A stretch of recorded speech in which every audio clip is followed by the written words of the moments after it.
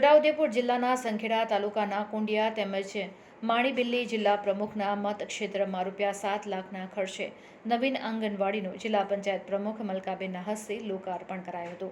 તે પ્રસંગે જિલ્લા નિયામક DRDA તથા જિલ્લા પ્રોગ્રામ ઓફિસર ICDS તથા કુંડિયા સરપંચ અને ગ્રામજનો હાજર રહ્યા હતા। તે પ્રસંગે જિલ્લા પંચાયત પ્રમુખ મલકાબેન પટેલે જણાવ્યું હતું કે મારા મતક્ષેત્રમાં આજે 2 નવીન આંગણવાડીનું લોકાર્પણ કરતા ગર્વ અનુભવું છું। આ આંગણવાડીથી નાના ભૂલકાઓને પોષણ અને પાયાનું જ્ઞાન મળશે અને આવતીકાલનું ભવિષ્ય આ ભૂલકાઓમાં જોતા મને ઘણો આનંદ થાય છે। આ લોકાર્પણ પ્રસંગે મોટી સંખ્યામાં ગ્રામજનો ઉપસ્થિત રહ્યા હતા અને તમામે આ આંગણવાડીના લોકાર્પણને વધાવી લીધું હતું।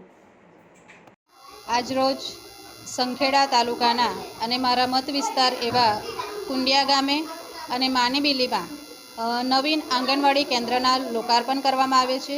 આજે 2 આંગણવાડીના લોકાર્પણ આપવામાં આવેલ છે, જેમાં કુંડિયા અને માણીબિલ્લીનો સમાવેશ થાય છે। ₹7 લાખના ખર્ચે આંગણવાડી કેન્દ્ર ખૂબ સરસ રંગરોગાન અને ચિત્રકામ સાથેની ખૂબ સરસ આંગણવાડી કેન્દ્ર શરૂ કરવામાં આવ્યું છે। આંગણવાડી કેન્દ્ર બનવાથી નાના ભૂલકાઓને અને સગર્ભા ધાત્રી અને કિશોરી બહેનોને આનો ખૂબ લાભ થવાનો છે। નાના બાળકો જે પોતાનું શિક્ષણની શરૂઆત આંગણવાડી કેન્દ્રથી કરી રહ્યા છે, તો આ આંગણવાડી કેન્દ્રમાં એટલું સરસ રંગરોગાન અને ચિત્રકામ કરવામાં આવ્યું છે, જેથી કરીને સરકારનો જે ઉદ્દેશ છે કે સૌ ભણે અને સૌ આગળ વધે અને જે શાળા પ્રવેશોત્સવ છે બાલવાટિકા, તો એનો ડ્રોપઆઉટ રેશિયો ખૂબ ઘટીને આજે 100% નામાંકન થઈ રહ્યું છે અને એની શરૂઆત પાયાનું શિક્ષણ આંગણવાડી કેન્દ્રથી આપવામાં આવેલું છે, જેથી કરીને ખૂબ સરસ સુવિધાઓ સાથેનું આ બંને આંગણવાડી કેન્દ્ર તૈયાર કરવામાં આવેલા છે, જેનું લોકાર્પણ આપેલું છે। અને મારી સાથે ઉપસ્થિત આજે ગામના સરપંચશ્રી, તાલુકા પંચાયતના સભ્યશ્રી, ડેપ્યુટી સરપંચશ્રી, જિલ્લામાંથી આવેલ નિયામકશ્રી, CDPO શ્રી, સુપરવાઇઝરશ્રી સૌ અને ગામના ખૂબ જાગૃત નાગરિકો ઉપસ્થિત રહ્યા છે।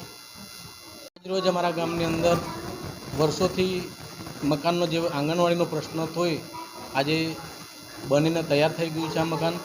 અને આ નિમિત્તે જિલ્લામાંથી અધિકારીગણ, જિલ્લા પંચાયત પ્રમુખશ્રી તેમજ ગામના અગ્રગણ્ય નાગરિકો ઉપસ્થિત રહ્યા અને સાથે સાથે આ મકાન થવાથી હવે નાના ભૂલકાઓને ખૂબ જ લાભ થવાનો છે, એમાં કોઈ શંકાને સ્થાન નથી। અસ્તુ ભારત માતા કી જય।